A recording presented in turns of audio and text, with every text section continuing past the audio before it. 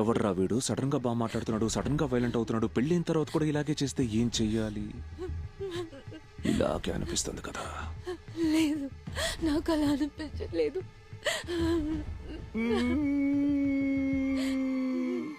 నన్ను వదిలేసి వెళ్ళిపోతావు కదా, నన్ను పెళ్లి చేసుకోవు కదా, అంతా నీ అయ్యే వల్లే.